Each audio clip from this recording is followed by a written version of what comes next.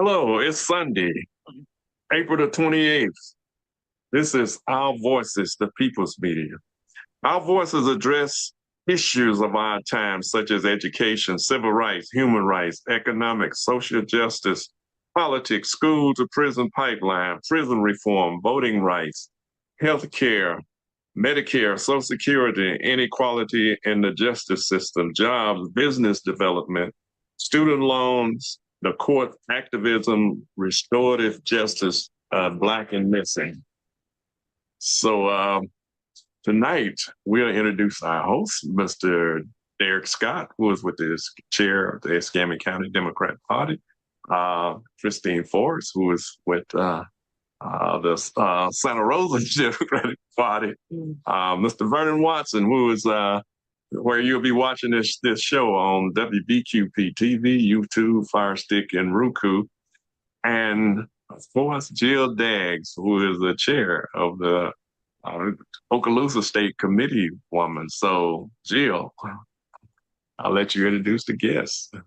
All right. Good evening and happy blessed Sunday to everyone. We have an amazing opportunity to share with you heart and soul, homebred, homegrown, home loved. We have a candidate that is running for Congressional District 1 against Matt Gaetz. Let's say that again, against Matt Gaetz. Her name is Gay Valamont. She's going to share her story right after you watch this phenomenal video that'll help you get to know her just a little bit better. Welcome to the show, and we will play your video. And the next person you'll hear is the one and the only Gay Valamont.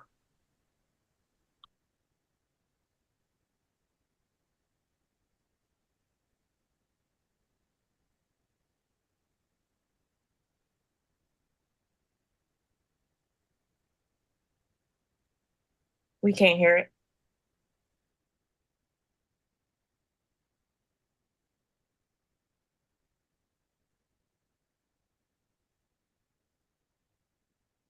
Every story is unique. My name is Gay Valamont. Like many of you, I've known joy and heartbreak, triumph and hardship. I've seen the best and worst of what life has to offer. Within a single year, I faced the unimaginable. I lost my husband Brian to ALS and my son Eli to a fatal brain tumor. It was a test of everything I believed in, but in the midst of that pain, I found something unexpected, a strength I didn't know I had, and a community that stood by me. I learned that even in our darkest moments, there is hope, there is love, and there's a possibility of renewal. Our current representative, Matt Gaetz, was born into privilege. He had a different journey, one marked not by service to our community, but by controversy and scandal. His approach has often seen more focus on personal gain than on the needs of our community. We've seen more headlines about his controversies than his contributions. It's left many of us feeling overlooked, feeling like our struggles and our voices don't matter. We deserve a representative who truly understands our community, who feels our pain, who genuinely cares about us, not just their own interests. I'm running for Congress because I believe our beautiful home deserves fair and equitable representation in Washington. I will fight for affordable and accessible health care and protect our reproductive rights that have been under attack. I will fight for a quality public education where history isn't manipulated and books aren't banned. As I've done throughout my life, I will work tirelessly to eradicate gun violence in our daily lives. I have faced unimaginable tragedy in my life, and I understand what it's like to struggle. But I also know there's no time to waste. I've seen what it looks like when a community rallies around each other, regardless of party, for a common goal. Let's bring a new voice, our voice, to Washington, D.C. And when it's time to cast your vote, remember, just say gay, Florida.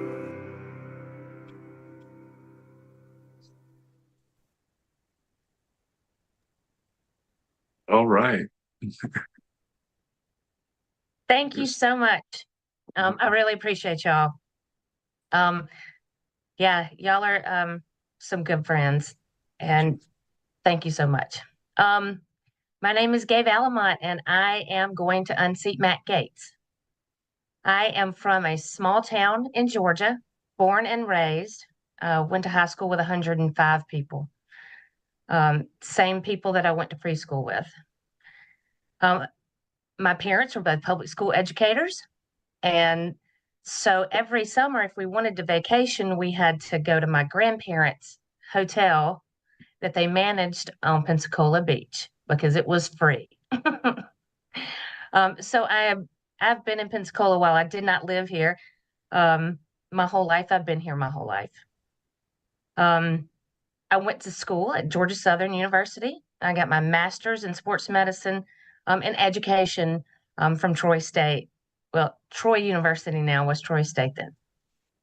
I married a fantastic guy named Brian, and we had a beautiful son named Eli.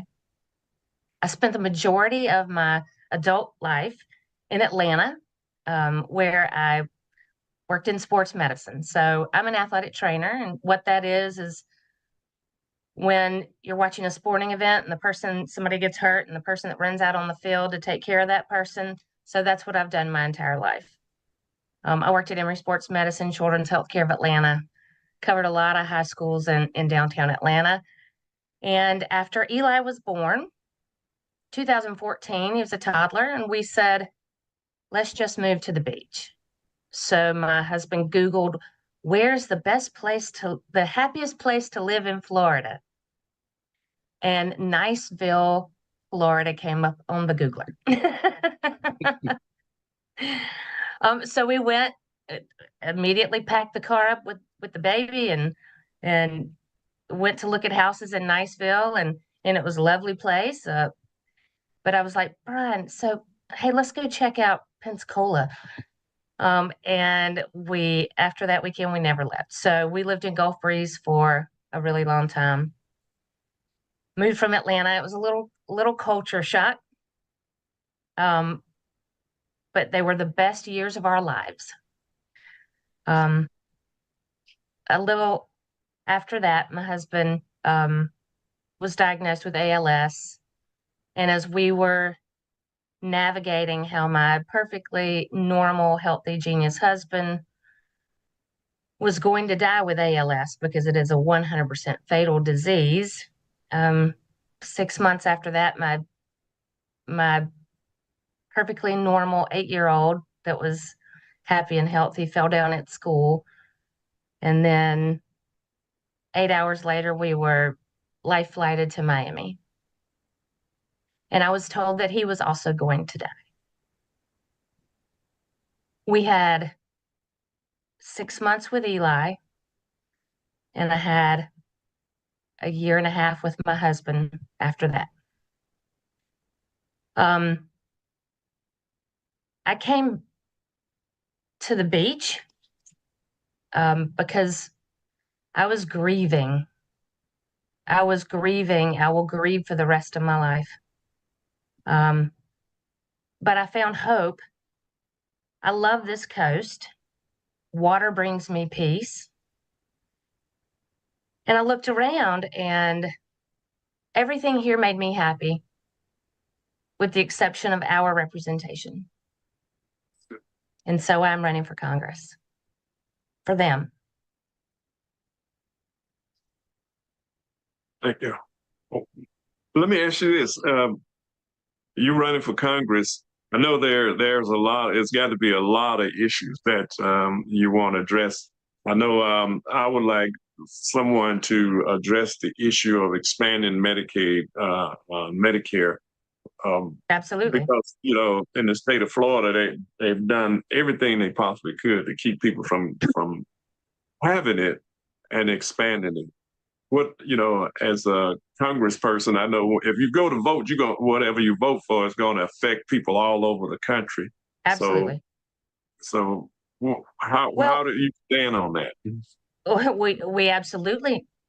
What kind of society are we if we don't take care of our kids? Plain and simple. Florida recently kicked off 420,000 people off of Medicaid. Kids.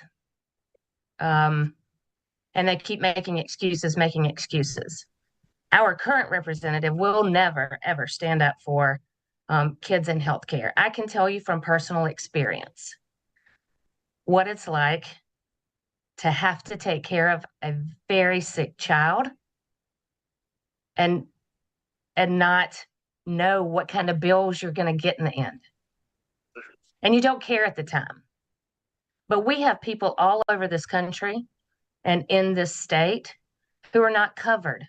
And you never know when those illnesses are going to come up or when there's an accident. What I don't understand about the Republican policy for taking healthcare away from children is that all of these children are going to end up in our ERs. ER doctors are not pediatricians. Sometimes they employ a pediatrician, sometimes they don't. But when we have non-emergent cases go into the ERs, then the emergent cases do not get taken care of. It's not about the money for Florida. It is about taking something away from people. And I won't stand for that. I will always advocate for federal funding for health care for children.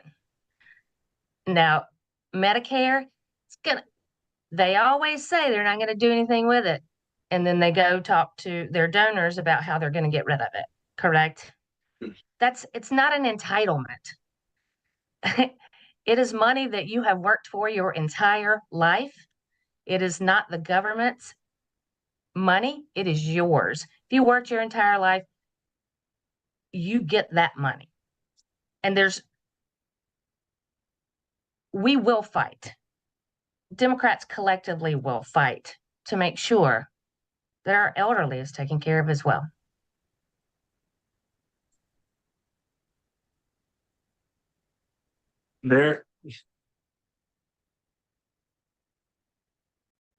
Thank you, Gay. I appreciate you. We certainly do appreciate you coming on. Just to piggyback on some of the thoughts of Mr. McIntosh, what are the top 3 priorities that you plan to focus on during your tenure? Well, it's hard to tell you the top 3, but obviously gun violence prevention is very important to me. For 10 years, I've retired my medical license, and for 10 years, I have been fighting gun violence with Moms Demand Action for Gun Sense in America. I led the Florida State chapter. For 10 years, I have been back and forth to Tallahassee, giving the stats, the truth about guns and gun violence and how our kids are dying. And I have fought every bill from stand your ground to permitless carry. After this last session, I knew that if we want sensible gun laws to protect Floridians, then I need to do it from Washington, because the people in Tallahassee are not going to be able to protect our children. And so a lot of people have asked me, why aren't you running for a state office? Because gun violence prevention is personal to me. I know too many mothers who have lost their children. And it's the #1 killer of kids and teens.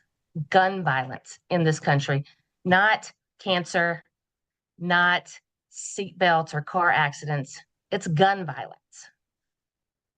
That's my #1. #2, protecting women's rights, protecting our reproductive health care, protecting abortion rights, because those are our rights. I get very excited. I don't mean to sound so, it's personal to me for women to be able to make their own decisions about their body. And it's really not about whether you, as a voter, believe in abortion. It is about protecting a woman's decision about her own body. It is about a woman's decision with her doctor and her God, and that's it. We will support Amendment 4 in Florida because we know women make the best decisions for their bodies. And with women's rights, I'm a staunch advocate of equal pay for women. I worked in a predominantly male field for years. There were times in my career when I had to work harder, work faster, work longer to make the same as my male counterparts with less education. I know what that feels like. And we also need to provide help, benefits for single mothers. No offense, guys, but women hold this country up. And I'm going to always fight for women. And number 3 is there are tons, like healthcare, public education are all very personal to me. But I would have to say that the third thing, and maybe the very most important thing, are voting rights. Because we can talk about abortion, and we can talk about equal pay, and we can talk about all the gun violence prevention. But if the American electorate cannot vote, we cannot speak for the electorate. Every American should have ease to the ballot, several days to do it, and I believe we should have a national holiday for voting day.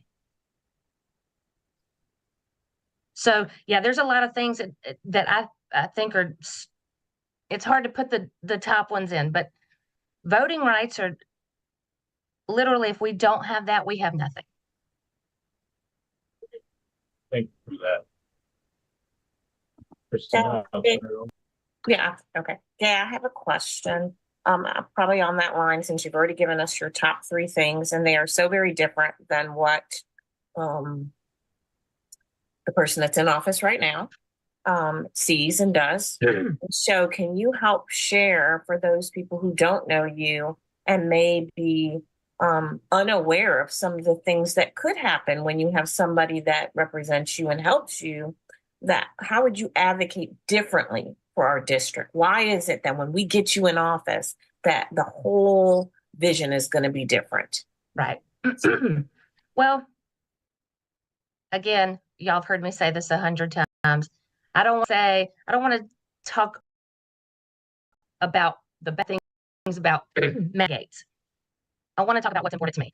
But we do have to admit, in this instant, Matt Gaetz does not advocate for the people of this district, particularly people of color, particularly women.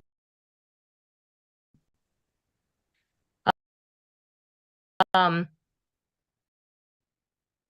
believe that our society is a melting pot, and just because you're white, you don't fit in this category. You're Black, you don't fit in this category. But Matt Gaetz has made the statement that this district is homogenous. Homogenous means the same. Like he believes we're all the same. And I think that's it's sad that those are the only people he has been exposed to, I guess, or if he doesn't see other people in this district. Republicans and Democrats, independents alike, we want all the same things, right? We want to be happy, save some money, healthy. I mean, our basic goals are the same. So if we don't have a functioning Republican Party, which at the head of that, the reason there is no functioning Republican Party is Matt Gaetz. Now, we're doing fine on our side, but if we can't talk to the people on the other side, we can't pass laws. What I bring to the table is the ability to talk to people across the aisle, to say this is the problem. Let's identify the problem. We don't have the same idea of how to fix it, but let's put our ideas out there and come to a compromise. That's government, and that's how that happens. He is unwilling to do that. Will people in the district have access to you? Will you be open to hear both sides, anybody's side? And Absolutely. how will you make it different than what we have right now? Well, I think I've reached out to Matt Gates' office a couple times as a constituent and get the form letter back. We will have people in district. I can't legislate for this district if I don't hear from the people, right? I mean, when I go out and talk to people, I kind of introduce myself, but I want to hear what your problems are. Like, what's bothering you on a daily basis? What can I do for you? Because that's what a public servant does. You cannot legislate if you don't listen to the people. I plan to have an office in each county to make sure that people can get easy access to my people so they can get to me. And you know what? When I'm not in Washington, I'm going to come home because I like home.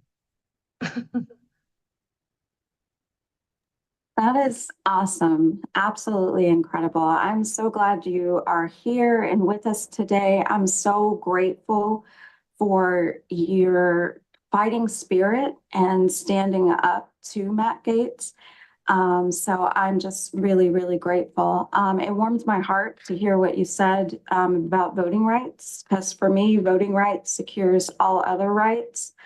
And I got to tell you, I would love to hear more from you. I remember spending hours and hours and hours with you at a school board meeting in different counties where we're fighting book bans and everything like that. Can you tell me more about how you would advocate for the education system here, what you feel or think about that? I'd love to hear more from you. Well, one of the first things I did when I started running was I held a teacher town hall, just a little focus group. And it was, probably 50 teachers from Escambia County. And man, you get a bunch of teachers in a room and just sit back and say, "Tell me your problems," and they do. um, what our state is doing in public education is, I honestly cannot think of a better word than an abomination. My parents weren't just teachers from 8 a.m. to 4. My parents lived public school education.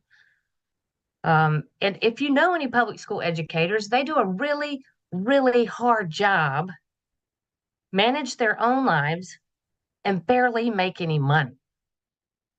And we continue to take money away from public education. We continue to not pay our teachers, which is ridiculous. And I'm going to make sure that I stand up for it, paying our teachers, making sure they can do their jobs.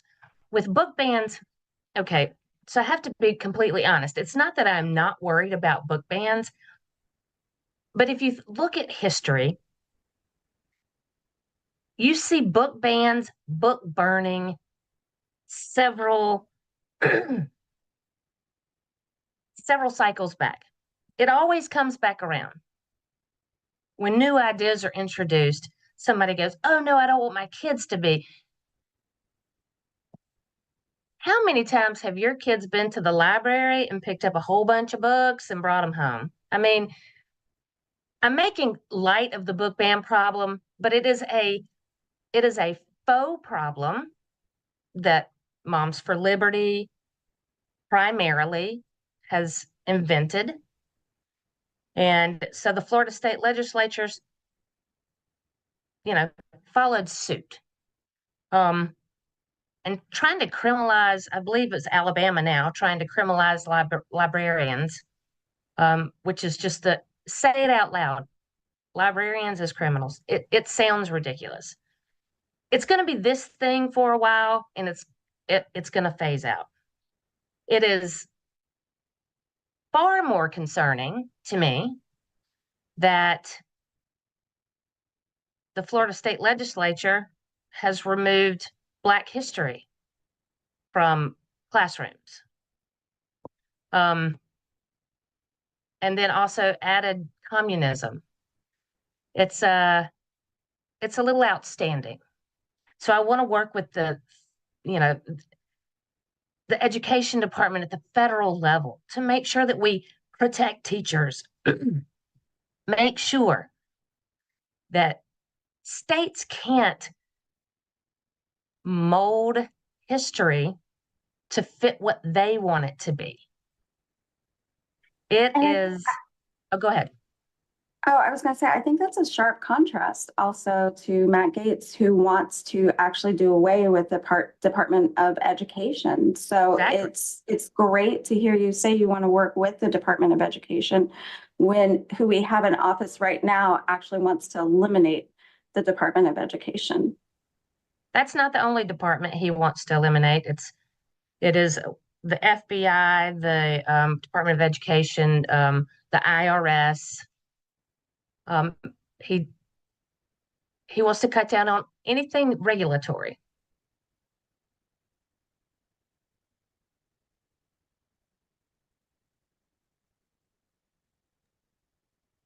Derek, you want to ask another question? I do. Yes, I do. Thank you for that. We have about 3 major amendments on the ballot facing Floridians this November. Amendment 3, which is making recreational marijuana usage legal. Amendment 4, which focuses on women's access to reproductive health care, and the making of school board elections partisan. I know you talked about your stance on women's reproductive health care. Can you please share your positions on the other two and what you think? Absolutely. So I am in favor of recreational marijuana for adults. And I've long said you don't see people smoking marijuana and robbing a liquor store. I believe, and knowing this, my husband, when he was super sick, couldn't find relief in pain medication. Could not find relief in pain medication. And so we went to a marijuana liquid that we could use in his IV that was more helpful than anything else. A lot of people can't get a medical marijuana card. Marijuana has been proven to reduce stress, to help with osteoarthritis, aches and pains. It is proven that it is not a gateway drug. I believe recreational marijuana should be legal. School boards as a partisan issue is ridiculous. What we want to do is keep our politics out of schools. We don't want to mold our children politically. We want to give our children the ability to decide, once they have education, what they want to fight for.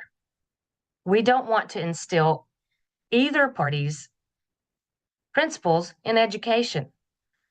I think partisan education, Board of Education, would just do that. Would say you have a majority of Republicans on that buy into all of the things that DeSantis's administration has put forth. We need people that are going to fight back from that. Public education should not be partisan, period. Thank you. Thank you for that. I do have another question.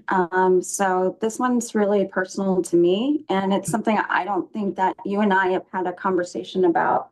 So environmental racism is very, very genuine. It is. Often in Black neighborhoods, we're dealing with open sewage, recurrent flooding. Much of the panhandle is on septic tanks, and we have horrific drainage problems throughout Congressional District 1. Our area is doing nothing to advocate for any money from the Biden administration grants for upkeep or reconstruction in this area. We have Black homeowners living on Superfund sites being offered meager amounts to buy their home. How would you use the power of your office to help? Well, I think the biggest thing I would be able to do from my side as an elected official at the federal level is to be able to ask for that money. President Biden and his administration passed the infrastructure bill that is rebuilding cities. But we can't get those funds if nobody asks for them. If our Congresswoman does not understand the problem, she can't ask for the money. So I will be an advocate always to protect people from the environment that they are sitting in. And I do understand what you're saying about the years and years ago. I think when I was in 2014, I went to a county commissioner meeting in Brownsville because they were dumping in Brownsville, and I went and spoke for the first time after I'd been here a couple weeks, because if the community doesn't know what's going on around them, but they see the consequences of the dumping, but they don't know how to address the problem, that's what I want to do. I want to be the liaison for those people that they go, I don't know what's happening in this area. I need this fixed. Well, let's get some federal funds and get it fixed. And let's not ask for it. Let's get it. The problem with my opponent is that he cannot, at this point, make deals in Washington. He can't go to somebody and say, this is the problem. I need funds for it because I genuinely care about it. Because people in his own party and people across the aisle will have nothing to do with him.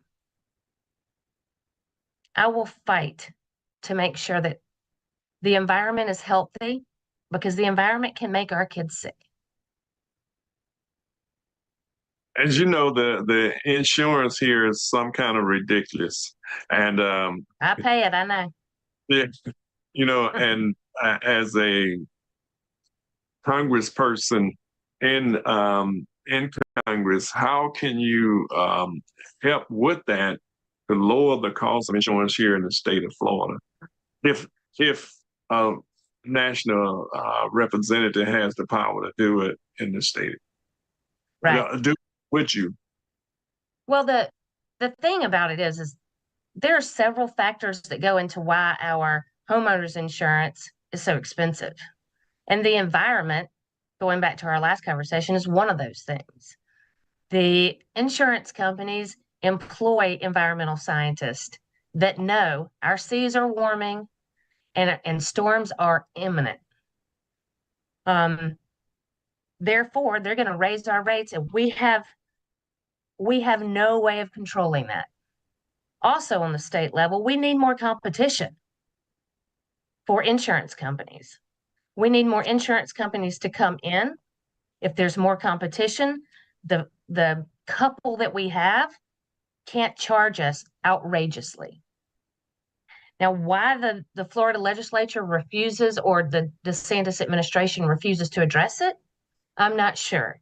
But I do know that Congress is pulling in insurance companies and finding out why insurance rates in Florida and in California are so expensive. So hopefully we'll get some answers. It's like everything else. If you don't have that certain regulation that Matt Gaetz fights so hard against, these companies can rob you. And they're robbing us all in Florida. And do you think it's because they all have been bought out by the insurance companies that's left here, or through the Alex who the big corporations are feeding the American so-called legislative crap that they are using to make legislation, rather than the people that are in the state house and in the Senate here in the state of Florida? Exactly. I wish I could tell you. I wish I could understand the specific Florida insurance crisis. But I will tell you that it is all fishy. It's not on the up and up. And when we get some answers, we'll find out. And we need more competition, plain and simple. The buying out of these companies, fewer companies means that we have fewer competition, which means they can do anything they want to.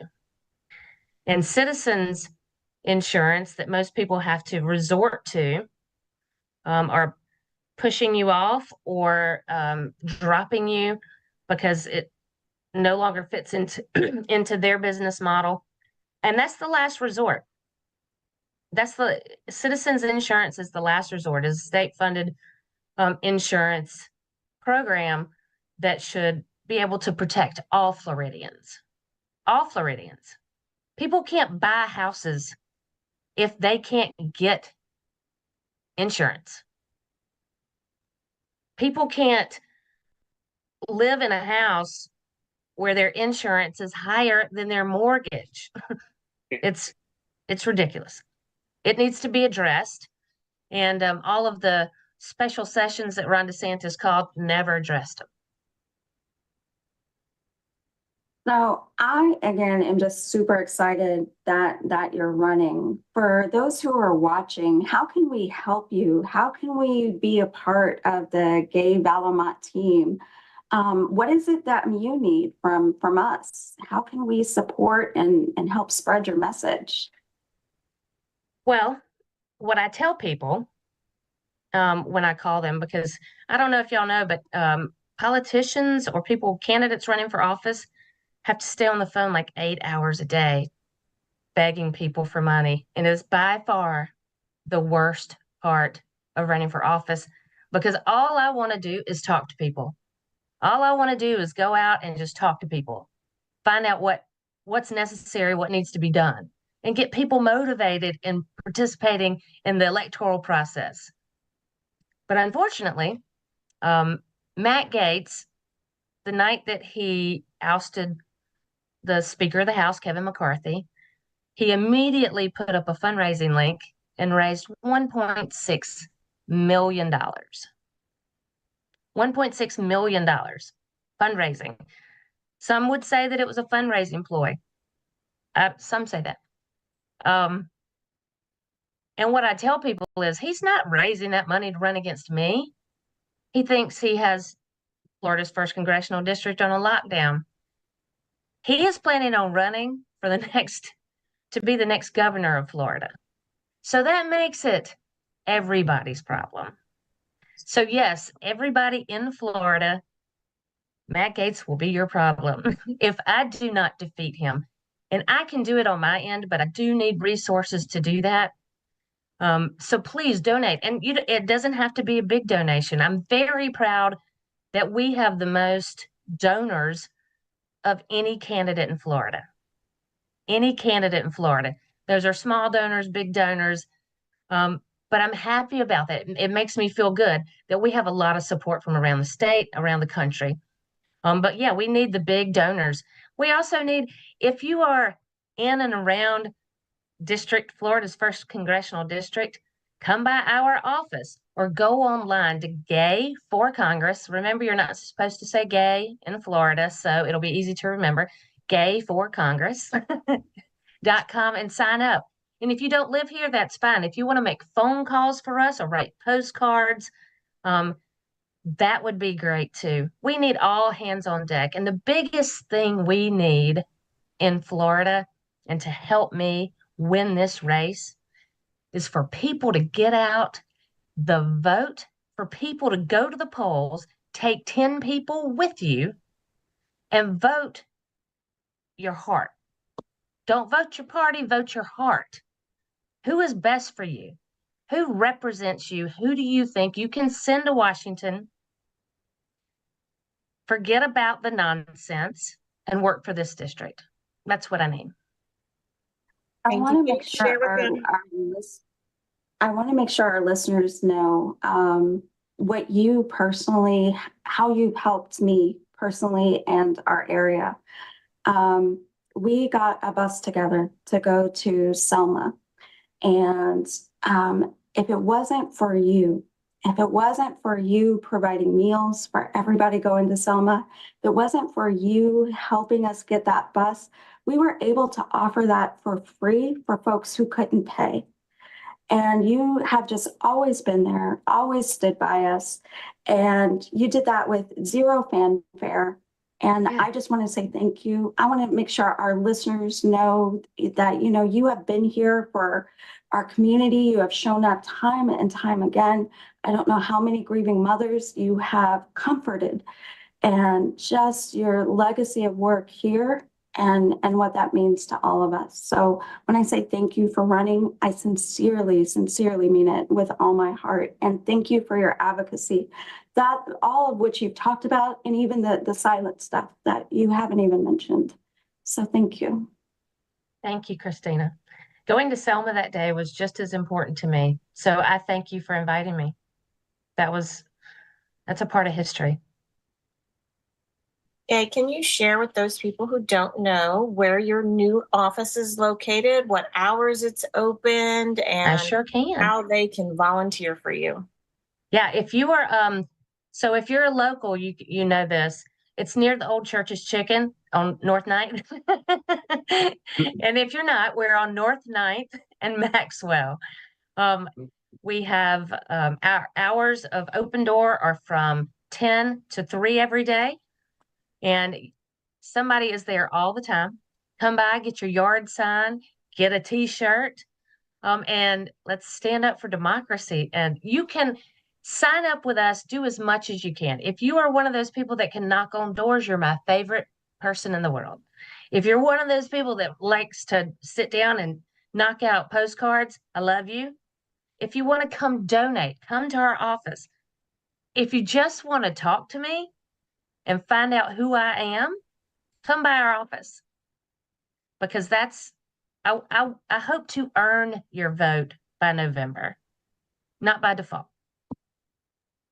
You had said that, you know, just now you say stand up for democracy when, you know, you got people that's running for president now.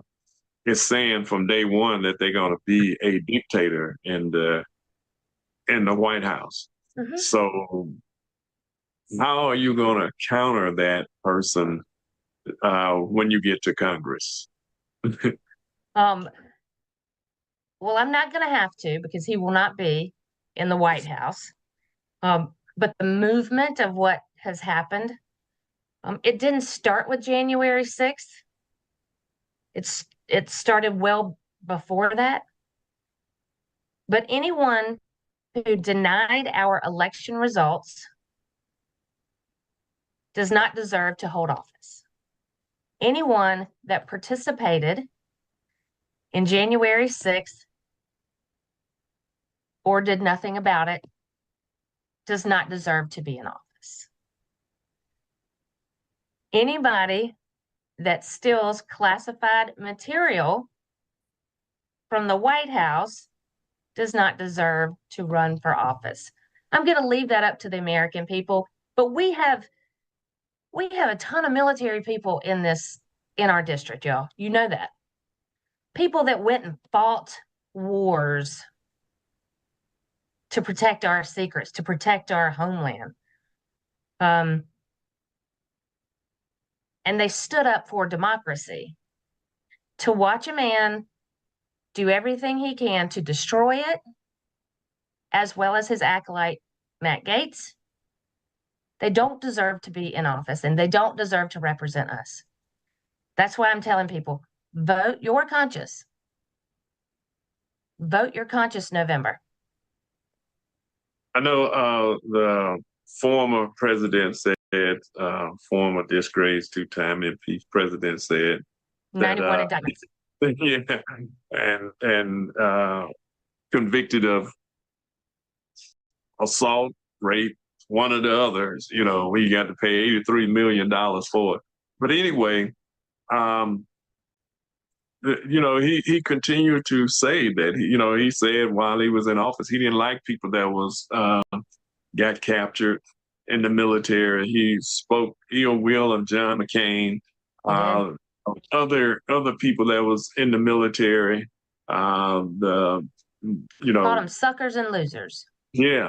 So I mean, I don't see how anyone in the military can vote for him. I know there are people going to vote for him, but that's in the military. But I hope that they will see the indignation of what he's have said and what he's doing. And when he was overseas, he spoke against his own Intelligence. intelligent apparatus over there, for Putin. And on top of that, he loved being with dictators, and he wanted to end our a friendship with our people over in NATO. Yeah. I mean, he wants to end NATO. He doesn't want to stand up for our alliances. The whole rhetoric with the whole thing about Ukraine, and why should we send our money to Ukraine? Because we protect democracies.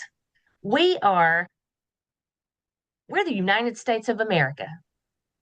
We do not let dictators steal land from their neighbors from a democracy. And we do that so that Putin doesn't continue going through Poland. So, yeah, it's a strange relationship that Donald Trump is seems to be in love with dictators and autocrats. It is. I mean, when I saw, it sent a chilling effect when he went against his own intelligent apparatus, but also with the things that he done, how he, have colluded with all these dictators around the world. And it's unfortunate. He invited Arba, whatever his name is, from Hungary to his place over here in South Florida.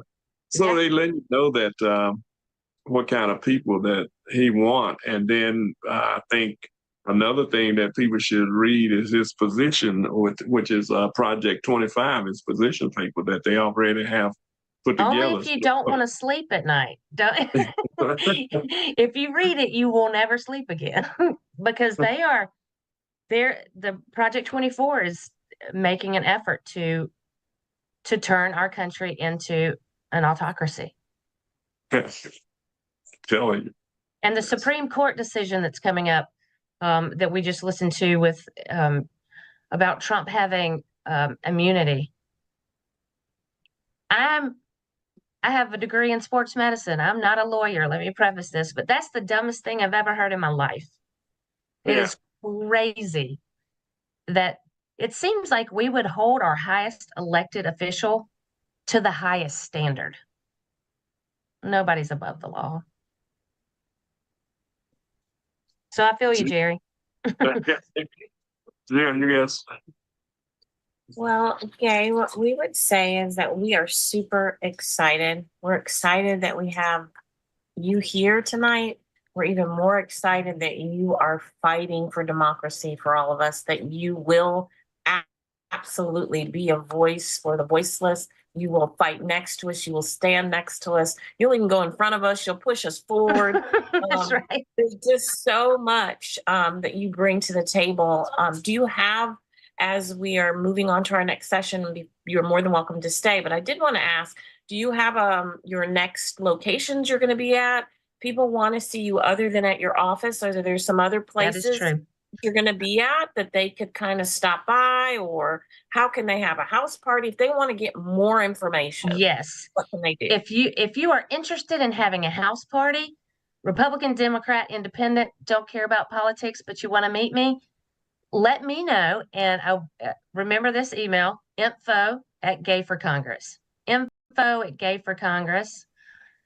You can reach out. Please let us know. We travel well. We will go anywhere. The next big thing that we have this week, on Wednesday, I'm going to see Vice President Harris in Jacksonville. So I'm very excited about that. It's unfortunate that it is May 1st, and that's the day that the 6-week abortion ban goes into effect, which will kill people. And I don't want anybody to forget that. So I will be seeing, I keep wanting to call Kamala like we know each other, but maybe after Wednesday we will. And then this weekend we go to our big convention as Florida Democrats. We go to Leadership Blue this weekend. But before that, I will be out and about, and I wish I had my calendar in front of me. My team has to tell me where to go and when to go because there's so many things going on. But always, you can follow us on social media, Facebook at Gay for Congress, Twitter, X, whatever it is now, at Gay for Congress, also Instagram and TikTok. Please check us out. I do a lot of phase two tutorials on what's really going on. So join us, please. Thank y'all so much for having me. You know that I love you all. Everybody on this call is a personal friend of mine. So it's weird that y'all are interviewing me like this, but it's cool. Well, but thank you so much. You have the right person. We're so excited. You're more than welcome to stay and share in the rest of the show, but we know that you're very busy too. So if you have to go, we understand. Yeah, it's probably call time. We probably interrupted your call time. No, and I appreciate we that. interrupted your call time. But we definitely will encourage everyone who's watching to please donate, get more information and donate any amount, $1, $5, $10, $20, $200, whatever you have, so we can make sure that we have a new Congresswoman in November, because she will fight for you. So thank you so much, Gay. We love you and we appreciate you. And just say gay. Just say gay, Florida. Bye, y'all. Thank you so much. Bye. All right, Thanks for coming.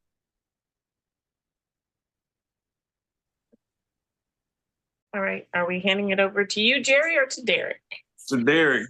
No, Derek got to go around. Yes, we do, as we will. We will get back to our regularly scheduled program. And we again thank Gay Valamont, candidate for Florida's 1st congressional district, for joining us today. As you know, we do our weekly roundabout the table. So I will open it up and I will start with Christina. Christina, do you have anything that you would like to share with us? I do. So I'm sorry I wasn't here last week. My youngest son is a senior in high school, and we had his basketball senior banquet, and so I had to be there. I had to put on my mom hat for a minute, and I couldn't be online. So I'm glad to be back and be here. I really want to thank everybody who came out and voted in the delegate election. There was more than 550 people that voted. And I got to tell you, that probably breaks records. I think in the past it had been around 100, 150 maybe. And this year was more than 500. I didn't win, but I wanted to say congratulations to those who did. And that would be Jewel Canada Win. Congratulations, Diane Crummell, Jeff Nall, and Zach Elliott. And so they were the top vote getters, and they will be representing Congressional District 1 down at the Democratic National Convention that 3rd week of August. I want to wish them well and safe travels. And again, to the folks here, I just want to say thank you. I mean, it touched my heart. When I was out in Pensacola that morning at Bethel AME Chapel, I got to tell you, it felt like we were having a Democratic street party. Like, I had not seen so much energy and so much excitement. There was music going, and almost everybody who was running was there. I got to meet so many people, and I really felt the love. So I wanted to definitely say thank you. And yeah, to everybody. And again, to those who won, congratulations, very well deserved. And, you know, it's just such an honor. So yeah, that's what I have. Thank you for sharing. Mr. McIntosh, what do you have for us today? Well, again, we talk about Mood for Change, 27th Annual Freedom is Not Free banquet. The theme of the banquet is democracy or dictatorship, with a special focus on Juneteenth. Of course, we're going to celebrate Juneteenth every year. Also, this will be at the Pensacola Improv Center, 375 North Taste Boulevard. You can see our keynote speaker is Kyla Janae Lacey. Also, she's a writer, spoken word artist, and as she says, sometimes Cat Lady and Funny Girl features. She's been written about on BuzzFeed, Harper's Bazaar, Slate Magazine. She's been on the Tamron Hall show last week, tonight with John Oliver, the New York Times, The Atlantic, Fox News. Her resume includes over 100 colleges where she has spoken and did her poetry at. So we want to definitely people to come out and support it. The tickets are $50. You can contact myself at 850-206-3776 or Rodney Jones at 850-293-2756 or Belinda Donaldson at 850-549-6144. Again, our tickets are only $50 for the banquet. It's our major fundraiser that we do every year. It's going to be the 21st of June. Let me make sure I get that. The 21st of June at the Improv, our 27th year annual Freedom is Not Free banquet. Back to you, Derek. Thank you for that, Mr. McIntosh. Jill, what do you have for us? Good evening again. So I want to give a shout out to Okaloosa County. We had the International Festival yesterday, and although many of us were going to several different events, the Okaloosa Democrats, the DEC, the Black Caucus, the Rama Caucus, the team was there, and they were able to register 20 brand new voters. It's amazing. It's exciting for us. So we let the FDP know, and they were like, what? And it was actually perfectly located because the table they had 2 tables down was the supervisor of election. And I wish we could have just thought this through. We should do this every time we have something, because, some people in office have passed these laws and rules that say we can no longer take your ballot and we can't help you fill it out. And we didn't have to. So they filled it out, and all they had to do was walk literally 2 tables down and drop it off to the supervisor of election. No stamp, no issue, no problems. 20 people, many vote by mails. It was an exciting time. It just gives you a little bit more energy, a little bit more hope. Our good friend, our other co-host, Bill Snow, unfortunately is home sick, and we're praying for him. And I know right now he'd be saying, see, I told you, see, I told you. So we'll give him that. We'll hope that he gets better. The other thing is on May 18th in Okaloosa County, it will be the 68th annual Billy Bowlegs Pirate Festival. If you are a beach boat advocate, this is an amazing time. But we're also going to register voters, and we're going to do vote by mail, and we're going to share information on candidates like Gabe Alamont and others. It's just, right now it's everything that you can do to make sure that people are educated, that they have the opportunity to register to vote. And then we have to come up with a different plan to get them from the registered voter to the voter, the one that's actually checking the boxes, actually at the ballot box or at home, which we're trying to share with you. Your plan A can be vote by mail, and you never have to leave your home except for to go to your mailbox and mail your ballot box back. So just stay tuned to the different counties. Derek always gives you all the information for Escambia. Christina gives you Santa Rosa. We're just excited to be here. I will also share The Democratic Black Caucus has their state conference coming up. It is June 7th through the 9th in Orlando, Florida. Our keynote speaker is Representative Justin J. Pearson from the Tennessee 3. We're putting together a phenomenal candidate package. So if you are a candidate anywhere in the state of Florida, any position, we're going to go down and up the ballot. We are setting up a luncheon where we're going to have candidates, faith-based, and Black media meet together. They're going to have panels. They're going to find ways to work together because we know they are critical to winning in 2024. And then we're going to do a candidate extravaganza where each of the candidates will get up on the stage. They'll be able to put up their QR code, all their information, share with us what they're running for, how we can help them, how can we do postcards and knock on doors. And then we have the fabulous gala. I can't believe I just said gala. Anyway, that evening, we all of us will be there because you might not know, but Jerry McIntosh has decided and accepted our invitation to be on a panel, and Mr. Vernon Watson has accepted an invitation to be on a different panel. So, and we haven't gotten to you yet, Bill Snow, you're next. We're bringing Northwest Florida to the Democratic Black Caucus in Orlando. So we look forward to all of us being there. We'll all be able to report back, and I absolutely know that we're going to be honored and blessed by you, Mr. McIntosh, and absolutely Vernon. I can't wait for you to share and get to be Vernon uncut. So thank you so much, Derek. I will hand it back over to you.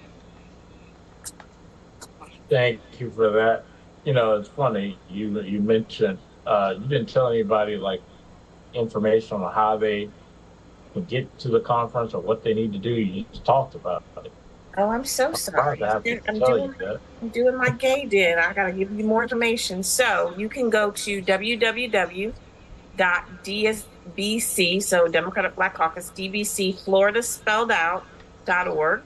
And as soon as you get on our page, you will see the flyer, and our theme is Democracy Will Not Die on Our Watch. You can come join us and make sure that it does not die on your watch either.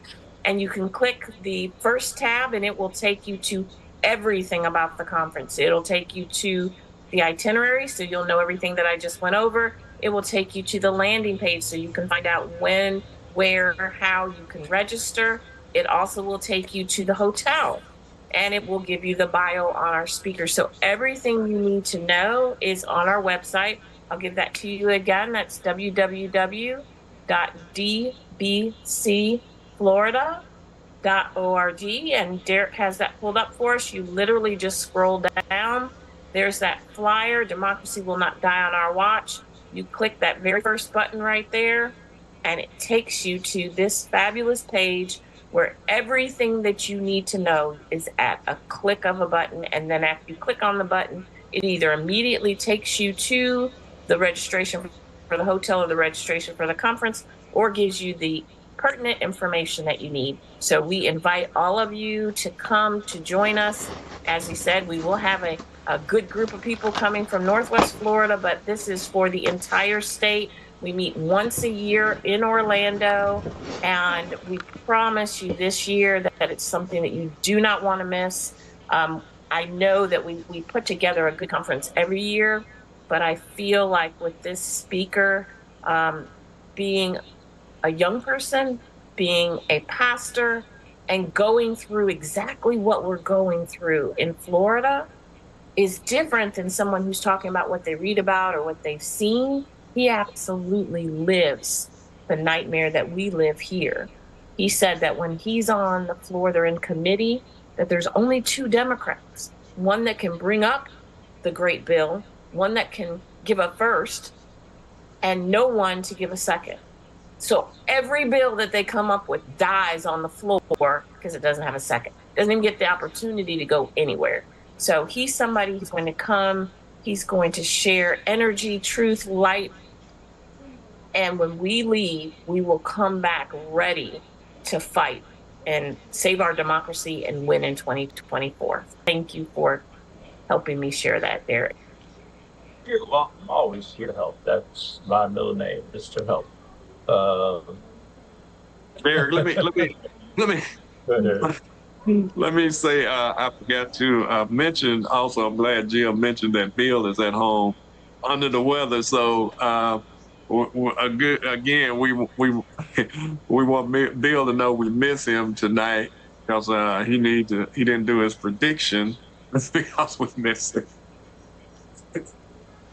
But I got something else and that's kind of disturbing. So, I don't know if it's talking about the bird flu that's found in milk. Wait, Mr. McIntosh, sorry. Since you're giving that, before you move off, I just wanted to let everybody know to please make sure we also keep one of our regular hosts, Cheryl, in our thoughts and prayers. She has been under the weather and needing some prayers. So our thoughts and prayers over Cheryl, and we hope that she's doing much better. Okay, and you didn't get to Vernon yet either, so let me. I forget.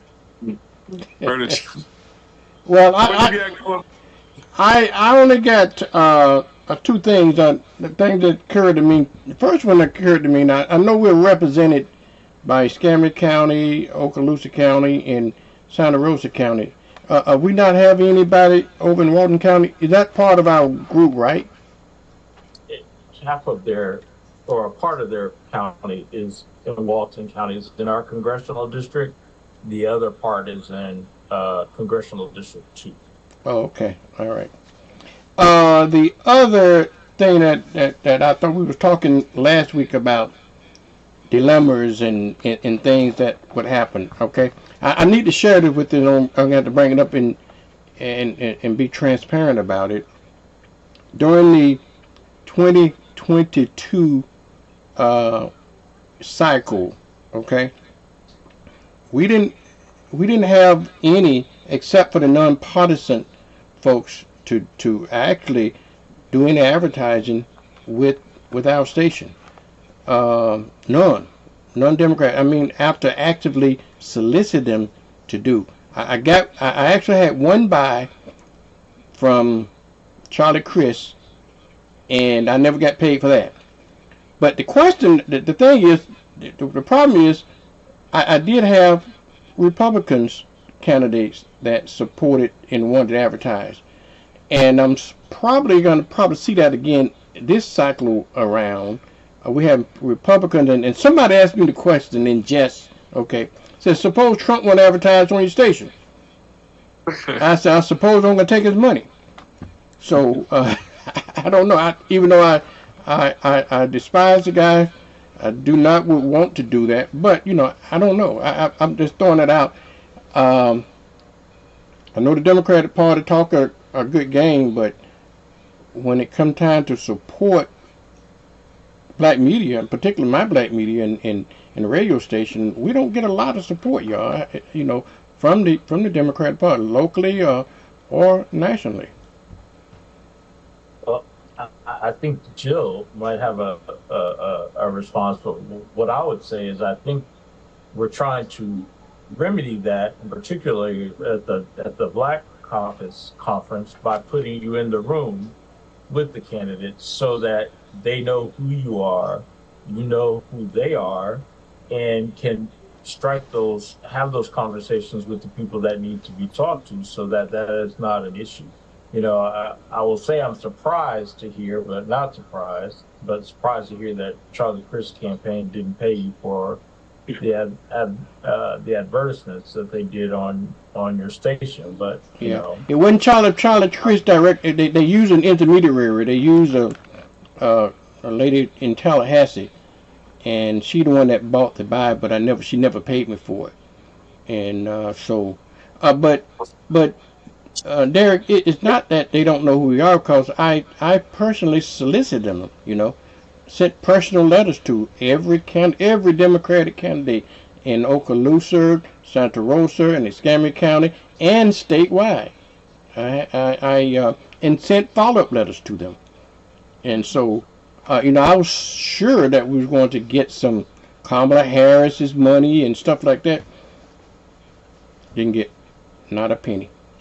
Not a penny. I can't recall one red dime coming from the Democratic Party, except for, you know, the folks that running locally for in the nonpartisan races. I did get some money there, but I did get some of the Republicans saw the value of it and did advertise. So, like Derek said, we didn't know it was that bad, but we did know that there was a need to utilize our Black media. And so if you would, when you come with your information. I know you guys like QR codes and all that, but we want them to see it in their hand. I want them to see that if they are with you, that they can, I don't know, get an ad for X amount, whatever. Put together your special deals. And what we're hoping is that we're making it affordable for them to come so that they can get affordable information, so that they can maybe collectively go together. Maybe there's a way that you have 3 candidates that are in the same area, do an ad, you know, that so they can buy in together. We know they don't have the money, but they do put the money elsewhere. And there is absolutely no reason, if you look at the voting statistics across the state of Florida, the most loyal constituency is African American. And there is absolutely no reason why that money does not come back to the businesses and the media. Well, Jill, you're gonna have to trust what I tell you about. By law, we have to offer political candidates the lowest available rates, and you know we have to charge whatever the lowest is, and we charge that to everybody. But trust me, they might not know. So there's many of them, No, especially this. No, let me cut you off here. What I'm saying, it's not the rates. I mean, I offered $5 of spot rates, and then get takers on it. So price is not the issue. The issue is something else. Maybe they don't see any value in Black media. I don't know. But the same people would go on Channel 3 and pay $300 for that same ad, or go somewhere else and pay more for the same ad, that wouldn't pay $5 to the Black media. Right. So I find that disturbing, but it's happening. It's true. Right. And so, Vernon, what I'm saying to you, I'm agreeing with you. And I can't tell you about our local candidates, although I feel all of us are going to push them to do it. But what we are saying is across the state, we have access to Black media. It seems like maybe that access we have might not pay bills. So what we're going to do is give them another avenue, and you're our other avenue. And so what we want to do is make sure that they're aware. What I'm saying is that the Florida Democratic Party has done a phenomenal job this time in putting or making sure there's somebody in every seat. And those people, some of them are unaware of any of this. So for those people, we're going to make sure they know. If you got, I'm saying $5, but I don't care if it's $50, $100, whatever your ad slots are, they need to be here, and here's the benefit. And if they're at our conference, they're going to understand what the benefit is, because we're bringing you there so you can share with them what is the benefit. Why are they missing? Why should they be using Black media? And can I offer you a suggestion on some of the reasons, maybe? And I found this, when I got into the TV business, I found this to be true, that people sometimes just take advantage of us because they just assume that we're going to automatically vote for them regardless. I remember when I first got into the TV business, I went to those advertisers that, what I call that rely upon Black businesses, Black consumers for their business, the pawn shops and the different ones that Black folks support 90%. You know what the reason they didn't advertise? They said, I don't need advertising. I need, because I got these folks already. I need to spend my money on these other folks I'm trying to get. I think the Democratic Party is guilty of that as well. They assume that they're taking our votes for granted, and they assume that, well, I got these. Why spend money over here when we know we got this vote? So, you know, I've been listening. I've been trying to figure out how I can say what I want to say without saying what I need to say.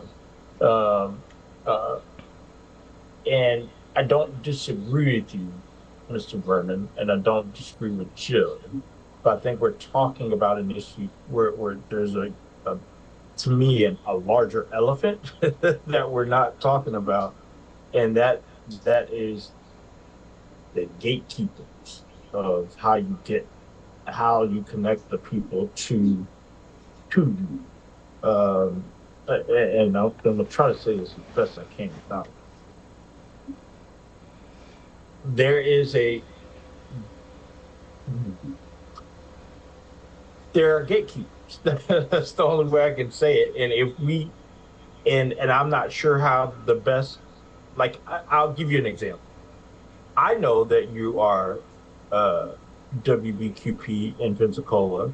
I know that Mr. Hill has a station also. I know that Nicole has Real Women Radio. I don't know what the counterparts are in any other town or any other of the 66 counties in Escambia County.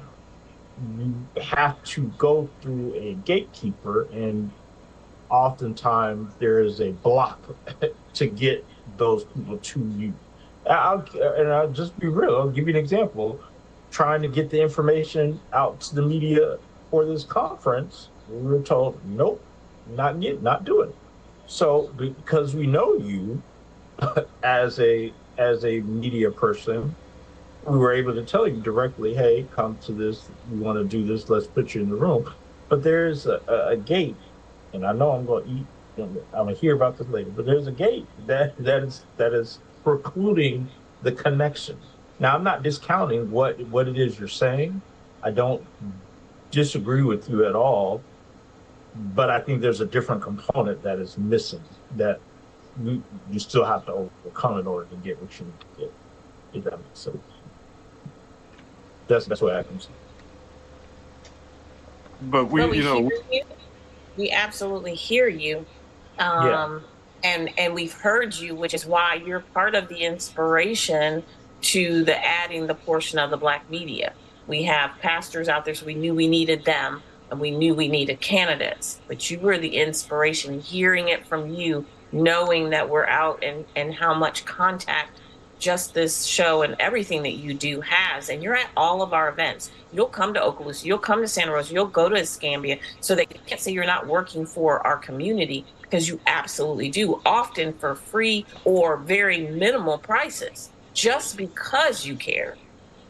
So absolutely. I understand that when you're sending out these phenomenal deals for our community, our close-knit community, to not take advantage of that, how disappointing that is. And we say it all the time, we need to support our Black businesses, but do we do it? It's one thing to say, it's another one thing to put action behind it. And Christina's giving me the finger, so that means she wants to say something. Go ahead. Actually, I just wanted to piggyback on what you said actually so eloquently, Burden. I don't know if you know how instrumental you are in changes that we are fighting for. So I can tell you, as the Vice President of the Democratic Black Caucus, we did an extensive grant. Much of that grant was looking across the state how we can better invest in Black media.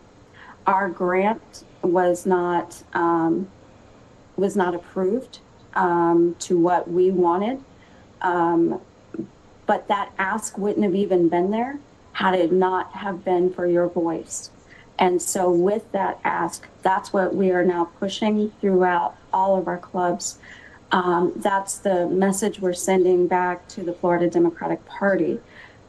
So I just want to let you know, one, I'm very sorry, very, very sorry, and letting you know that we're not going to stop fighting.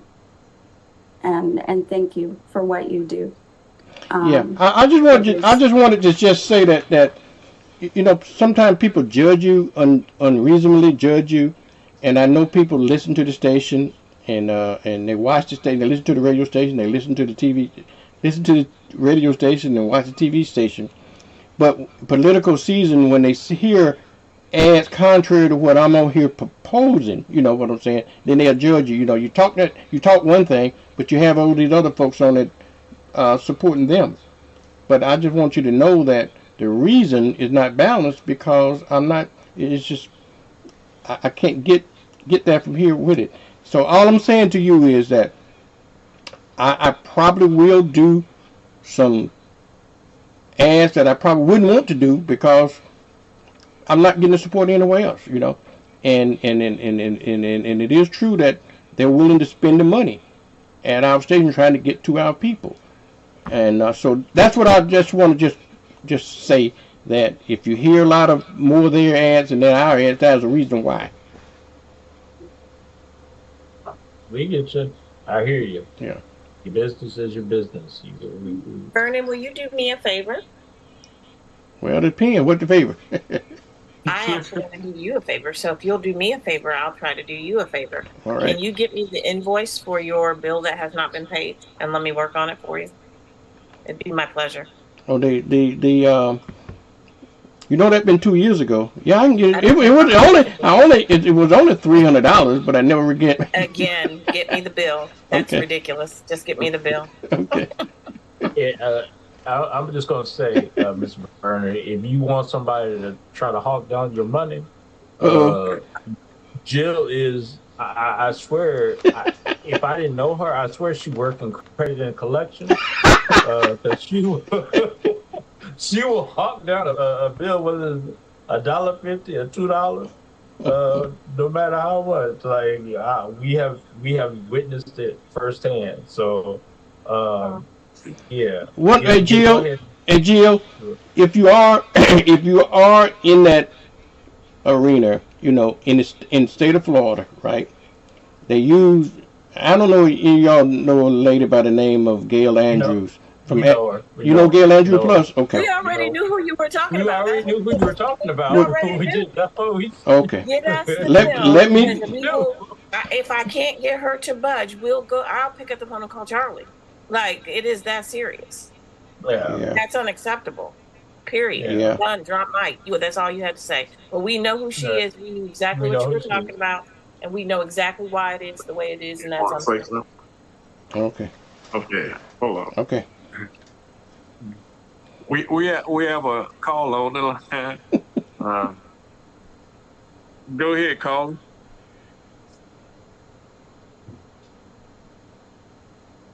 We don't hear anything. We don't hear me, Jerry. You can't hear? No, we can't hear the caller. No. Okay, let me. No, they can't hear you on this phone. I don't have that speaker on over here.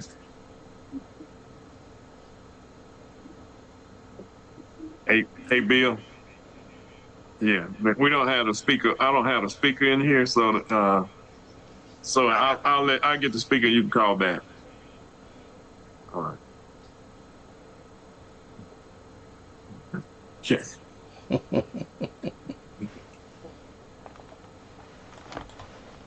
Go ahead, y'all. Okay. Yeah. Okay. So yeah, thank you, Mr. Bernard. we got you. We got you covered.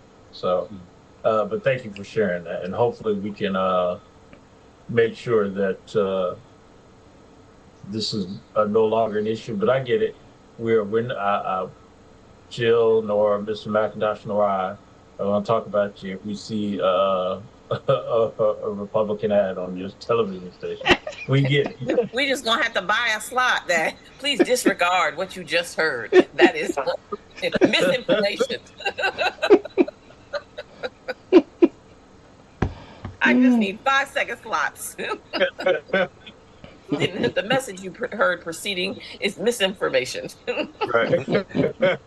All right. We'll buy another. Right. Exactly. We'll buy an ad to say nope. Disregard that one. Yeah. There you go. And we'll follow it just for you, Vernon. We'll follow it with, and this would not be happening, Democrats, if you would buy ads from Vernon. We're buy ads, right? Well, that probably holds true for the whole black media, and talking about across the state of Florida as well. You know, so I'm not the only one that's experiencing this. Again, yeah, We have now got I will say I have now gotten a very thorough understanding and crash course on how Black media and the democratic process are connected and what happens. So we get it. Absolutely. You did not share with us anything on Escambia before we go back to Jerry. Yes. So what I will share is what do I have? Oh yeah, on May the 9th, which is on a Thursday, the Escambia Democratic Party, in conjunction with Santa Rosa Democratic Party and Okaloosa Democratic Party and several other Democratic parties across the state, will be doing a diversity and rural organizing in Florida, which is going to be co-sponsored between those Democratic parties and the Outrun Coalition. This is a candidate event. If you want to hear about how to make things happen in your county to recruit candidates, identify great candidates, or even if you are interested in being a candidate, but you just aren't sure, you think, okay, this is a time, but I don't have that kind of money. This is a great time to come and join us. It is going to be virtual. It is going to be on Thursday, May the 9th, 2024 at 6:30 p.m. Central Time, 7:30 p.m. Eastern Time.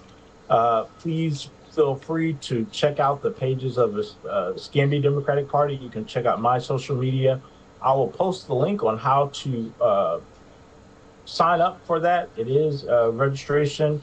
It is free. All you got to do is click on a link and put your name and email, and you'll get the registration link to join us. We hope that you spend some time with us to meet some of the candidates here from other counties and other states on how they do and identify candidates and recruit and organize in their areas. So that is all that I have for Escambia County. And I'm going to turn it back over to you, Mr. McIntosh.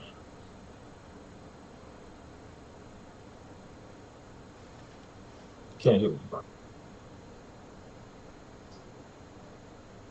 I was reading about bird flu. Have y'all read anything on that? They're saying that the bird flu has got into the milk that we drink.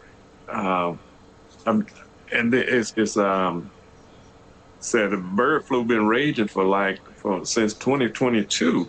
Over 90-some million birds have been, 90,000 birds have been either killed or have died from this H5N1 bird flu.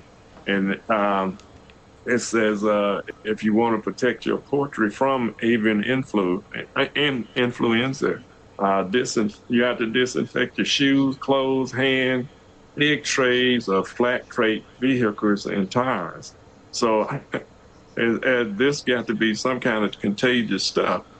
It's how does bird flu affect humans? It says general public remains low.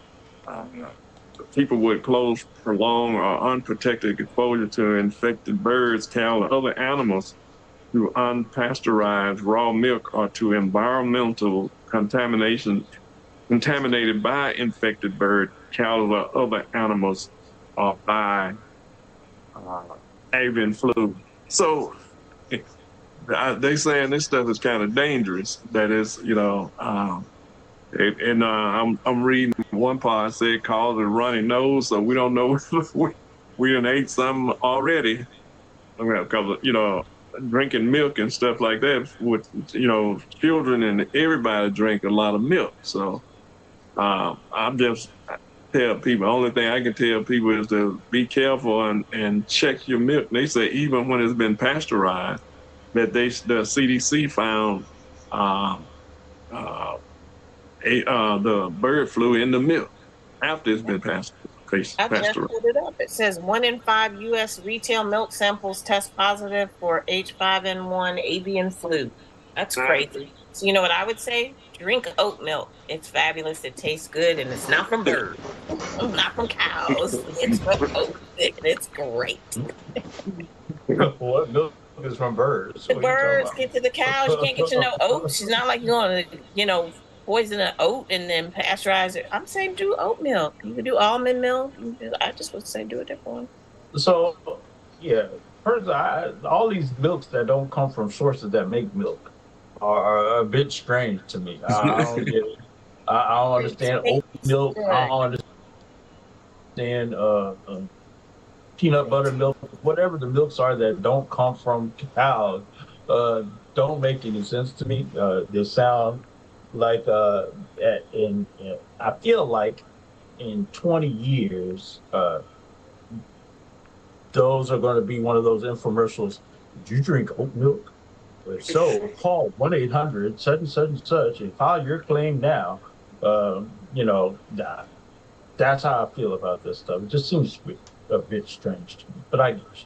You know what Miss Carol used to say? And I'm gonna say what Miss Carol, you don't share information you don't know, Derek. Don't have people scared to drink the oat milk, thinking they're gonna get cancer in 20 years until you can prove it. When you can prove it, you can make that statement. Until then, let us drink all milk, almond milk, no peanut butter milk. I did preface my statement with, I feel like that is what's going to. Some people believe what you feel. You had a little girl thinking you were a turtle, so we got to be careful. So, in that same article, Jill, that you were referencing about the 1 in 5, further down it did say that regarding the safety of milk, it was noted that the primary risk would be from raw milk pasteurization results greater than a 99.999% reduction in infectious virus contaminated milk. Now, even with the milk that they tested, it was saying it was exposed to the flu, but it wasn't like a live virus. But there is concerns about the raw milk that's unpasteurized, possibly causing issues. So definitely most of what we get from the grocery store is pasteurized milk. But with raw milk, that is just really, really scary. Yeah, and I'm reading here also, it said the Food and Drug Administration said it detected evidence of avian flu in commercial pasteurized milk, suggesting bird flu has infiltrated the dairy supply. This doesn't mean that you'll get sick from your morning cereal. And here's what you need to know about the risk. Why it's spreading from birds to cow, whether it's safe to drink milk. If human can get sick from the bird flu, where does bird flu come from? And it says the short answer is that there are still uncertainty, but it is unlikely that you'll get sick from drinking store-bought pasteurized cow milk.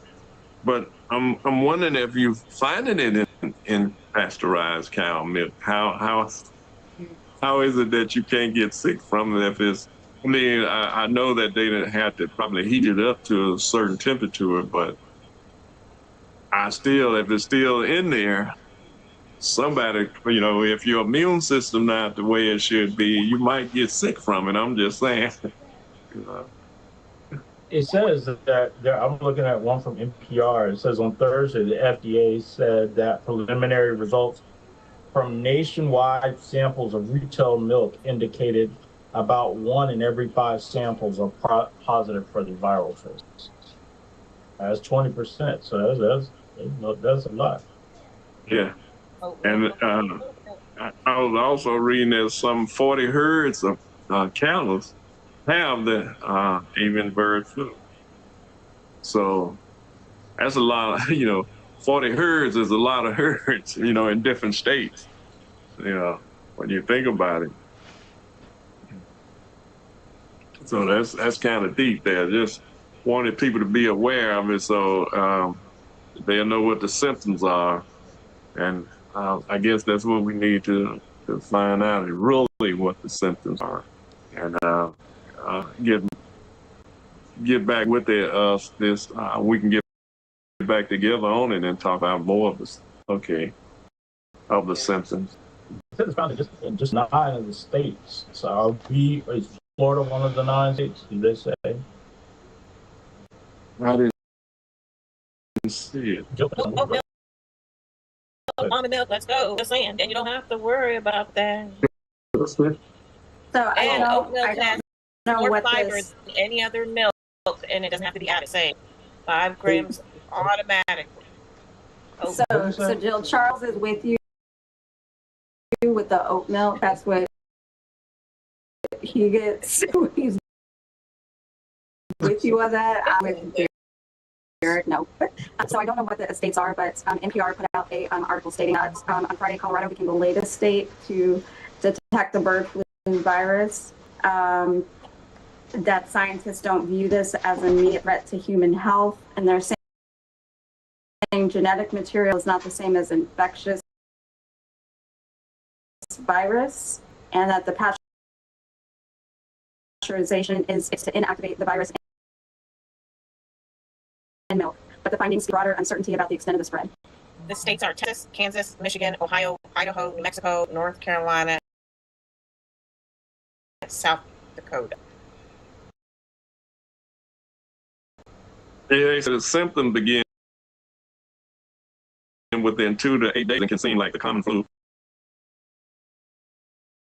cough, fever, sore throat, mute muscle aches, headaches, shortening of breath may occur. The pain areas in the muscle, whole body, fever, malaise, nasal, runny nose, or sneezing, also common cough, shortening of breath, or sore throat. So you know that and within 8 days you drink this, and if you drinking it every day, you might be in pretty bad shape if it affects you 8 days later. So just something for people to think about. If you drink milk, you need to check it out. Maybe you need to heat it up yourself, and then cool it back down. I don't know. I'll throw it back to you, Derek.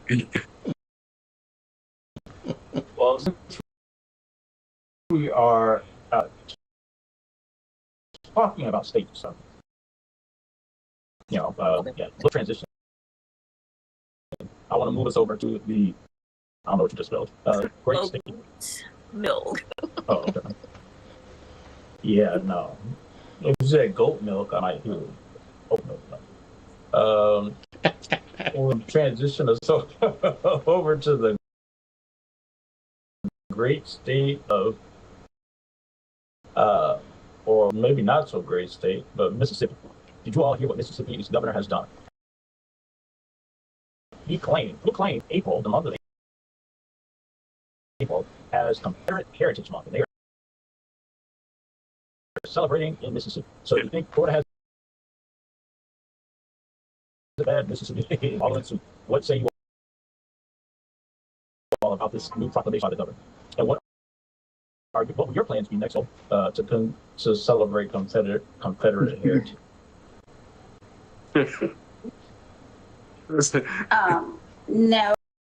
No, and no. April is Autism Awareness Month of the Military Child, Arab Heritage Month. There's a lot of things we can do for April. It's not going to be Confederate Heritage anything, and that's truly the most un-American thing that a governor can do.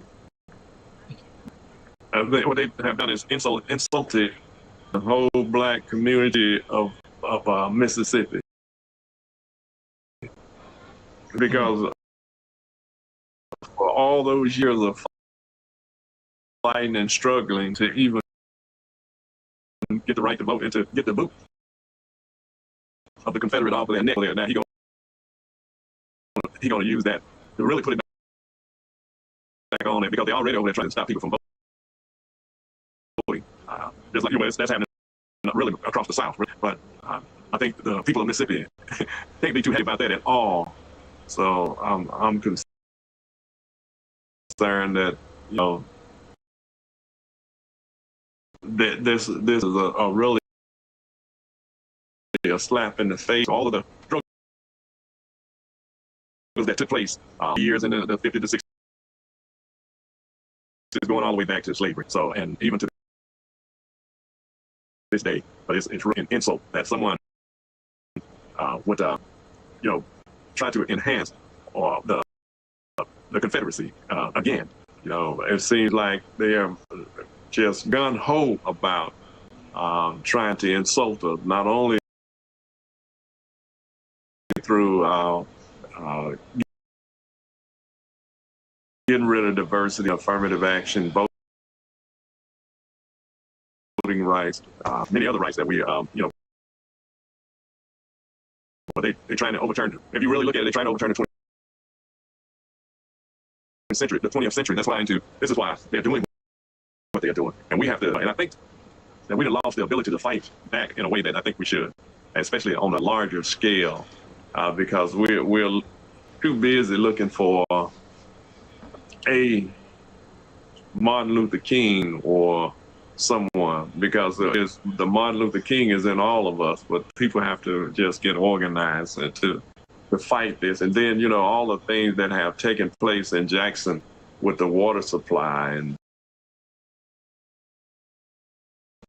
taking over the court, taking over the, setting up separate courts over there. So it's all kinds of things that's taking place in Mississippi that should not be taking place. And I don't think we have paid enough attention to it. So hopefully we can get somebody from Mississippi out. Hopefully we can get Dr. Abram to come on and talk about what's going on with the Confederate and also what's happening in Jackson, and not only in Jackson, but all over Mississippi. Can we add, like, this doesn't date back to the Confederacy. This started in 1993. This is just a shout out to white supremacist groups. That's what this is. This isn't even heritage or history. It's none of that. It's a shout out to white supremacist groups. Mm-hmm.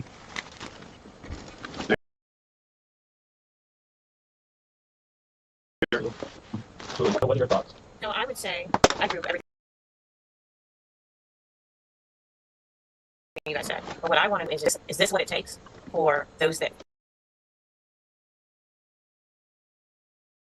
feel this is as specific as it is to go out and vote? Because at some point we have to take their actions and react in a way that gets rid of them. And the way to get rid of him is to vote him out. It is to nice. And so, yeah, it's terrible, it's awful. He is who he is, but he's showing who he is. So to Mississippi, to Florida, to Alabama, many of us who live that, the response to that shouldn't just be a conversation. It should be register 50 more people so they can go out and vote. And the next time that he runs, he can find himself, he can have his own little holiday at home by himself. All right, yeah, I would agree. This is,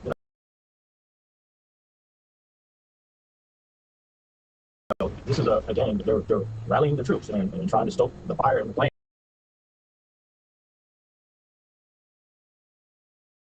to get ready for this November. And then, to your point, the only way to combat this is to register. Now, can we keep talking about voter registration? And voter registration is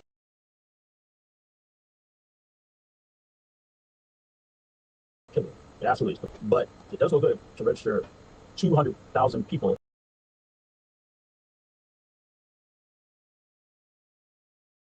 come out to vote. But we've got to not only register them to vote, but get them engaged and remind them.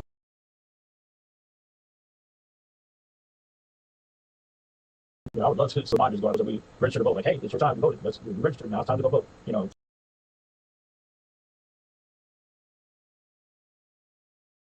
So that we keep impressing on the importance of what this election is going to be.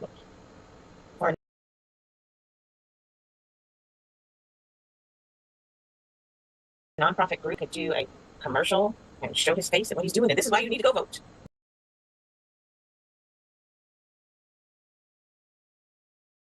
We got to get the word out, because just because you're in Florida, even we'll talk about where we are, everybody doesn't truly understand all that goes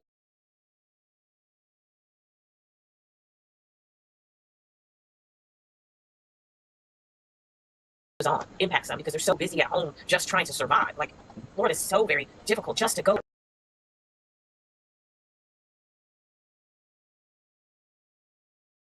realize that that struggle is attributed to some other things that you're not even thinking about because you're so deep in the struggle. So I think creative and how we get our messages so that they know your struggle is linked to this, and therefore if you register to vote and then go vote, this is how that can change, or that's how we can remove those people from office, or whatever the case might be. Until we do that, I'm not sure that people are going to leave their comfortability at home. Right. And we want to say to anybody that's listening over in Mississippi, to call in, or to hit us up on Facebook or whatever, but we want to hear from you and what you're thinking, what your thoughts are. So give us a call when you anytime at 850-206-3776. You can see the number above my head. Just call in. Okay, Bill, go ahead. That's not good. You said we hear you? I want to see one time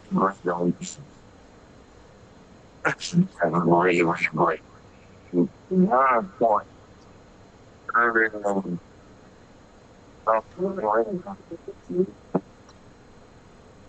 don't know if he's saying anything, but I can't understand a word he's saying. You can't hear? He said, No. It's not picking up. Hear or comprehend. They can't even hear me now or that, but Yeah. So, can you hear? They can't hear you for some reason. I don't know why it won't. Yeah, it won't. It's not picking up. So, okay. All right. Okay. All right. I don't know why it's not picking up on that. Who is that? Who was it, Jerry? Bill Snow. Bill Snow? Okay. Yeah. Ask him. He was just. Tell him to call my number. Maybe I can pick it up from here, but I.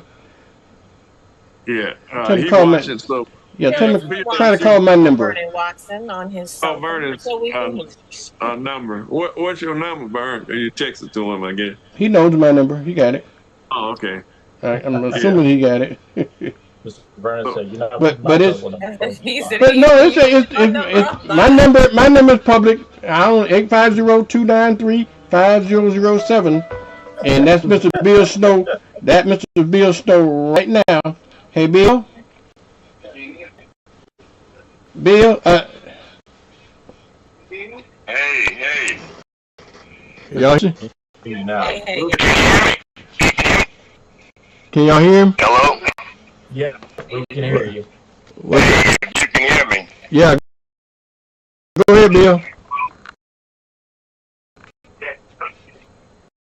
Okay, first of all, you guys look really to first point earlier, some people would call out sick. Some people would do anything to get out of work. Vern, you're hilarious. First point earlier was black media not supporting people.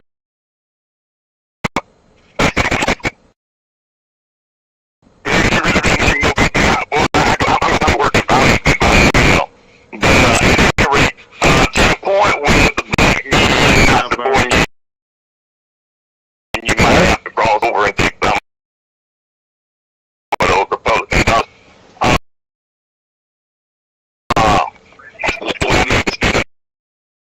On this week's show, with Hey, Bill. on Fox TV. Hey, Bill. Absolutely. Yeah. They still can't hear you. It's not. They still can't hear you. They still can't hear you. I thought we could work it out, but they can't hear you.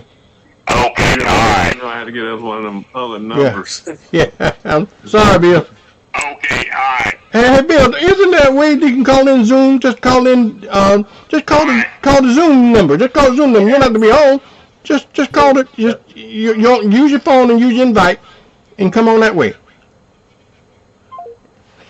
Okay, well that's Bill. He was trying to explain something, but I couldn't hardly hear him either. I think what he said was that if we knew him, then we would know that he usually goes to work when he's sick. He doesn't stay home, something like that he was trying to say. Yeah. And I had a boss once that said, "You never stay home when you're sick." This is before COVID. He was like, "You never stay home when you're sick. If you don't take a day off, you take a day off to go and enjoy yourself." But that was before COVID. That was before COVID. That was before COVID. Okay, well, I know Well, Bill, I know it's killing Bill not to be here. Yeah. Yeah, maybe Derek, send him the login Yeah. Yeah, I'm trying to now. telephone number so he can call. Hmm. Yeah, he could he's making his prediction tonight. But Okay. Derek, what else you got? What else you got? I have a question. So, I just wanted to point out, Rose Shelby Williams on Facebook said last Friday was Confederate Day was recognized in Florida. And that's correct. In Florida, there are 3 Confederate days that are recognized. Friday, April 26th, the state of Florida officially honored Floridians who took up arms in the Confederate battle against the United States of America in the Civil War. So that is still happening. Florida doesn't have a Confederate month, but there are 3 days that celebrate the Confederacy that are still on the books in the state of Florida and recognized by the state of Florida. Oh man, that's surprising. I thought they celebrated Confederacy Day every day in Florida. Okay, good to know. So, Mr. Bill is making his rounds. I've got him on. We're gonna try to see if we can hear him on mine. Go Okay. ahead, Bill. Some with their phones is blocking in some kind of way. Yeah. Yeah. No, we can't hear him at I all. don't think you're gonna be able to hear it, Derek. Okay. Tell Bill. No, tell- I'm gonna send you the call-in number so you can dial that telephone number. I'm gonna send you a call. Tell- Yeah, no, Tell- I'm gonna try to dial the Zoom one so you can Yes, okay. hear it through Zoom. Jerry. All right. I have a question. Are we looking at doing something next week since all of us will be in Orlando on Sunday? Probably Oh, not. Jill, ho. You said next week? I thought it said June. Huh? Oh, I mean, No. wait. We'll be Yeah, going. no. I'm sorry. Yeah. No, I'm sorry. You're right.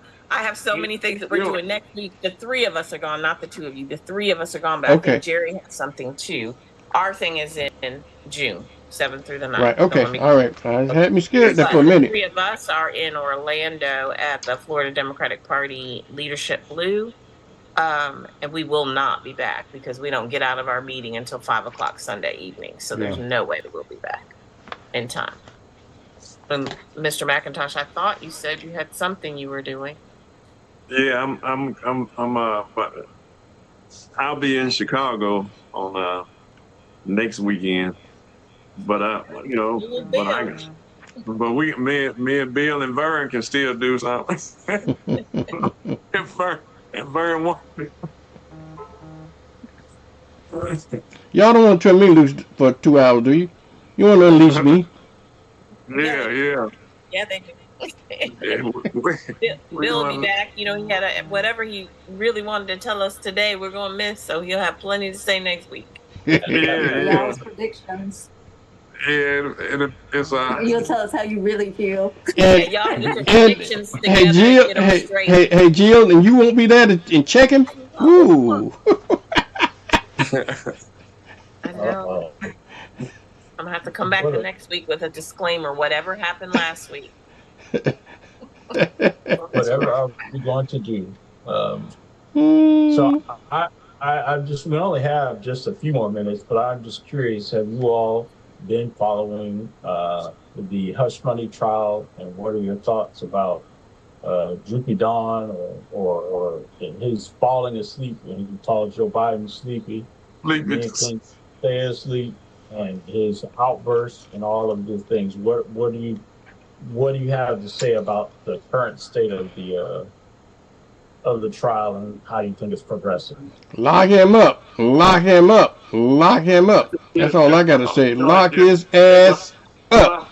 That's all I got to say. The same thing. Yeah, I don't even know how, you think about here a person can't even vote who accidentally get a felony. Can't vote. This guy been convicted of assault and rape. He got 91 felonies against him. been impeached twice. He done bankrupt everything that he put his hands on, and he's still running for president and could possibly win. Which I hope is that is that he's delusional enough to believe it, but he believes it. But the thing about it is, it's enough people out there Just as that might delusional as he is. elect him. And you're looking at what was that the year that when all the protests took place when the Democrats lost.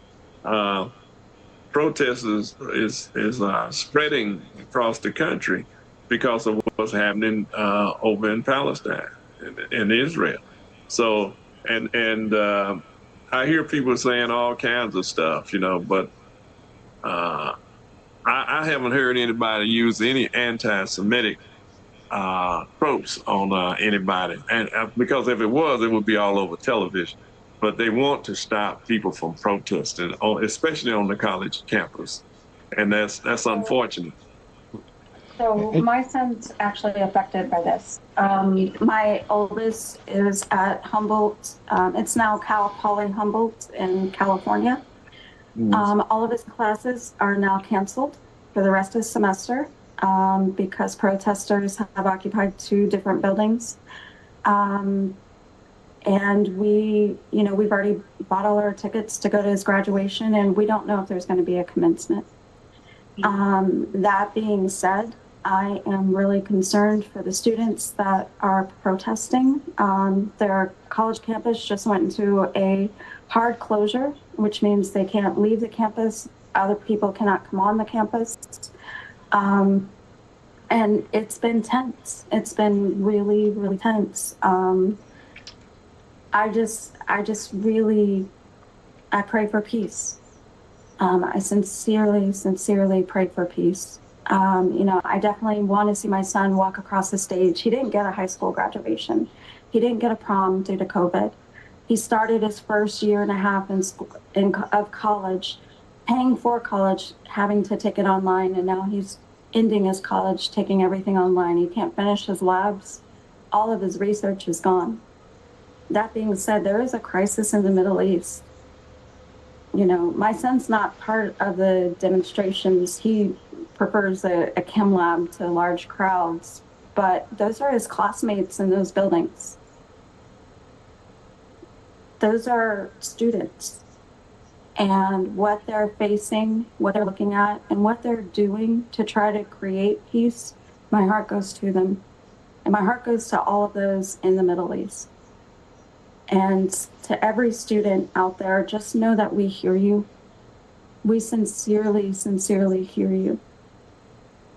And we all want for a peaceful resolution.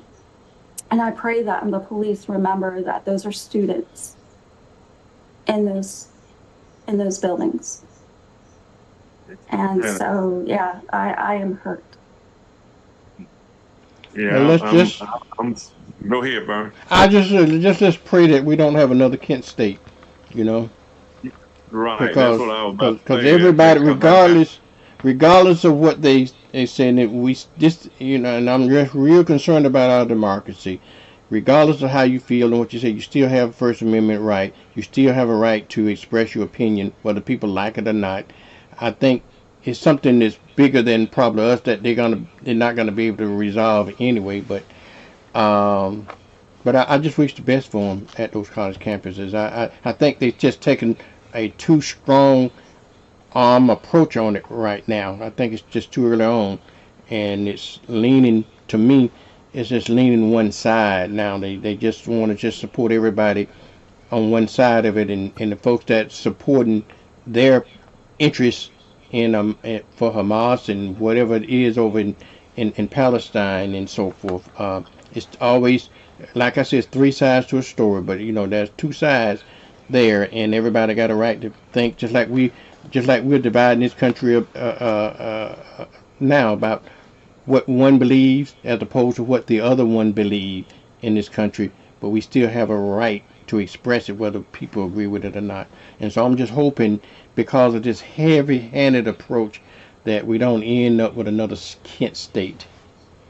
And the the police, one of the law officers I was reading about, he said when he heard everything, he shot over there. They went over there, and he said everything was, it wasn't nothing like what he was called to deal with, because the people was peaceful, and they were having because it was place designated for protest. And just like at Columbia and other places, they got places designated for protest, and now they're arresting people for doing the protest.